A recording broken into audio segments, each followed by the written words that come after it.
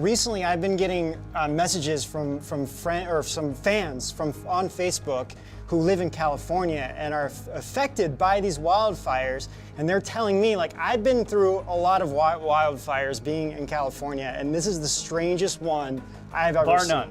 And they're like convinced. I mean, I'm getting a few messages like this. They're convinced that, you know, they're showing me photos of like the fire, and then you're seeing also photos where it's like one side of the street is fine, the other side is like, it seems like it's almost like being selective. And cars are melting.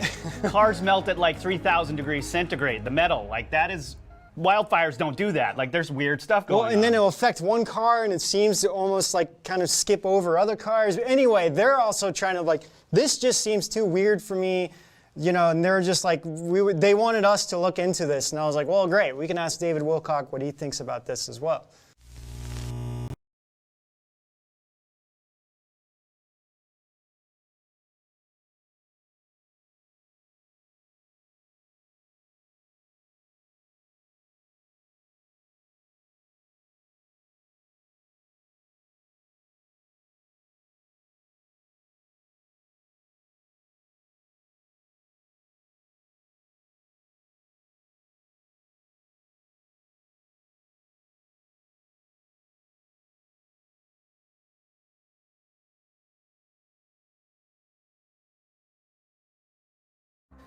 So there was a treaty, and I was notified about this in 2007, and I've heard about this town ever since from 3 or 4 different insiders, and you probably can see where this is going.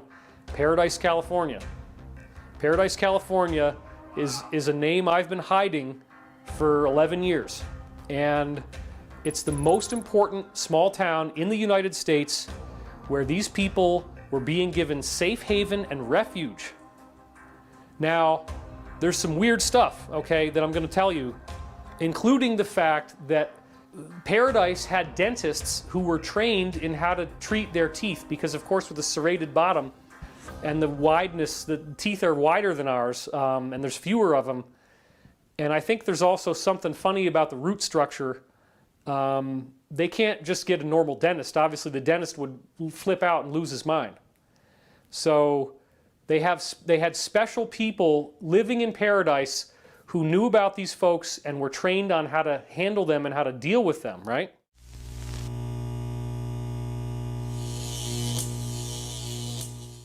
People are going to ask me how many of these Centaurians were living in Paradise.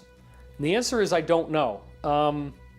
From the briefings I've gotten, I would, and this is absolute speculation, it's only a guess, and I would say it's probably at least 500. It might even be a few thousand, I don't really know. What I do know is that I was going to visit Paradise, California at some point. I'd planned on it, and I've never talked about this before. This is a world exclusive, okay? And I'm not making this up. I've got recordings with Henry Deacon going back to 07, 08, 09 that I could dig out where we're talking about Paradise, California. This is nothing new. And I've had 3 other insiders confirm that these treaties exist and that the only 2 cities like this in America were Paradise and someplace in Nevada that we don't even know exactly where it is. So why would this happen? Why would the most important city in America for human extraterrestrials burn down so fast that people died in their car trying to pull out of the driveway, right? And the question that I want to know is, were we on the verge of a disclosure event? Were we on the verge of these Centaurians introducing themselves to us collectively?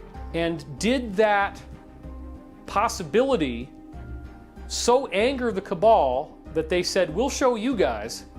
Because I've seen photographs, and I'm going to have it in my article if I can dig them up again, of laser beams coming down, igniting these fires. You can see the beam through the smoke and the flames.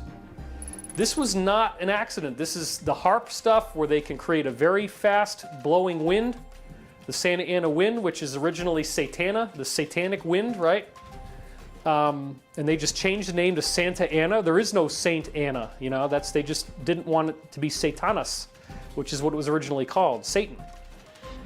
Because it blows fire. So the Paradise thing is really upsetting because we've never seen a city get so devastated in the history of America. And so many of these people who are totally innocent and were probably getting ready to risk their lives and come forward and introduce themselves to us, probably many of them have died.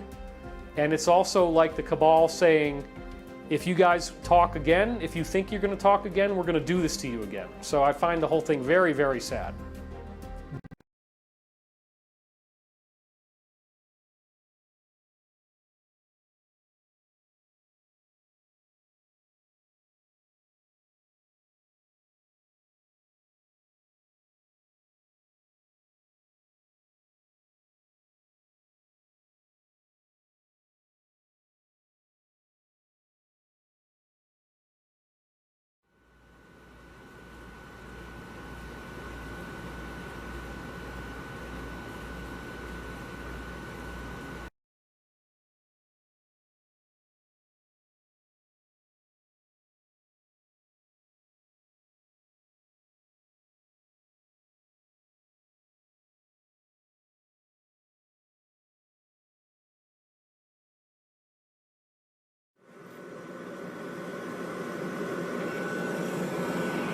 Have me, play these tapes to them confidentially, I can prove that we've been talking about Paradise since 2007, and that I knew that this was the most important town in America for extraterrestrial human authorized immigration. And so something real fishy is going on here, and I highly suspect that Centaurians had decided they were going to come forward, introduce themselves to us.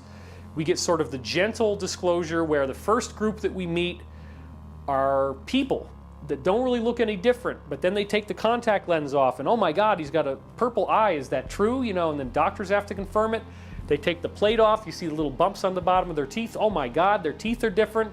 Is this a joke? Did they sculpt it with a dentist? What's going on? With this fire now, it's like somebody sent them a message, because this thing's way too weird. We've never seen a fire like this before. And then for it to happen right after the mass shooting, which is clearly a setup, it's like the cabal wanted you to know that they did this on purpose.